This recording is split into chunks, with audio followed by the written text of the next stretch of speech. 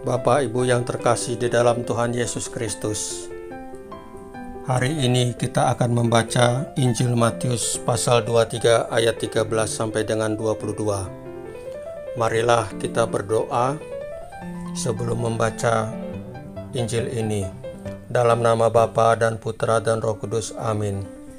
Ya Tuhan Yesus Kristus, Tuhan dan Juru Selamat kami satu-satunya yang wafat di kayu salib, kami memohon, hadirkanlah Roh Kudus saat ini juga untuk membantu kami dalam membaca firman-Mu, sehingga kami dapat mengerti, memahami, dan melaksanakan dalam tindakan kami sehari-hari.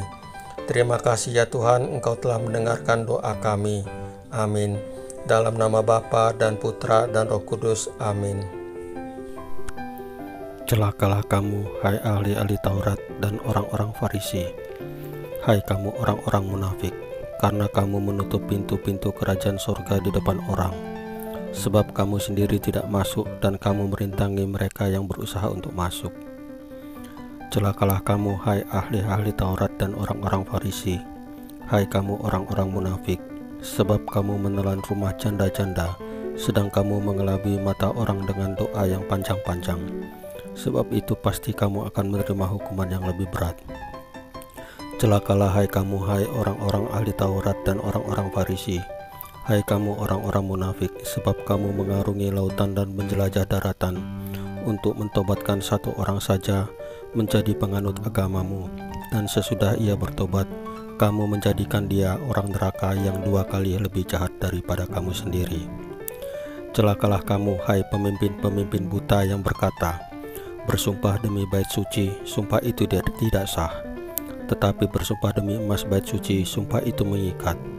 Hai kamu orang-orang bodoh dan orang-orang buta, apakah yang lebih penting, emas atau bait suci yang menguduskan emas itu? Bersumpah demi mezbah, sumpah itu tidak sah. Tetapi bersumpah demi persembahan yang ada di atasnya, sumpah itu mengikat. Hai kamu orang-orang buta, apakah yang lebih penting, persembahan atau mezbah yang menguduskan persembahan itu?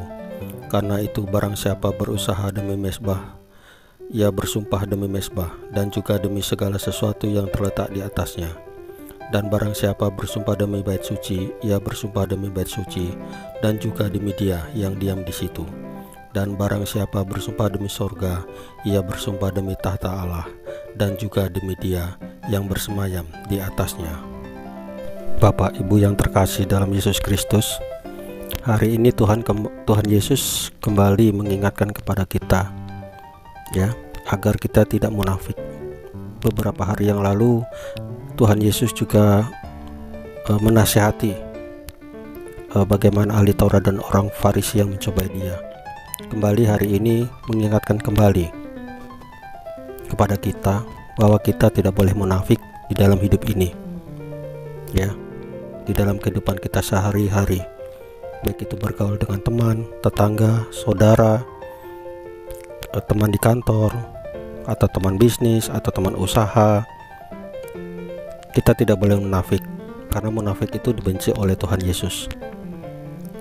Apalagi kita yang menasihatkan atau memberitahukan hal-hal tentang kebaikan supaya orang itu berubah, tetapi pada dasarnya malah kita yang membuat suatu kemunafikan. Kadangkala manusia itu mempunyai suatu jabatan di kantor atau di perusahaan, tetapi menyelewengkan jabatan tersebut, korupsi, ya, manipulasi, KKN. Nah, itu adalah orang-orang yang munafik yang ada di dalam kehidupan sekarang. Lebih baik hidup apa adanya, jangan mencoba untuk memberikan sesuatu yang tidak real atau tidak nyata kepada teman atau saudara tentang keadaan kita. Sederhana, apa adanya itu lebih baik daripada kita harus munafik. Demikian saudara, Bapak Ibu yang terkasih dalam Yesus Kristus, mari kita berdoa untuk menutup renungan hari ini. Dalam nama Bapa dan Putra dan Roh Kudus, amin. Ya Roh Kudus, terima kasih hari ini Engkau telah mengingatkan kami pada Injil Matius ini agar kami tidak munafik, karena munafik itu dibenci oleh Tuhan Yesus. Ya Roh Kudus, kami mohon kuatkanlah kami dalam kehidupan sehari-hari ini agar sesuai dengan kehendak dan firman Tuhan Yesus. Amin. Dalam nama Bapa dan Putra dan Roh Kudus. Amin. Bapak Ibu yang terkasih, renungan hari ini sudah selesai. Terima kasih. Tuhan Yesus memberkati kita. Amin.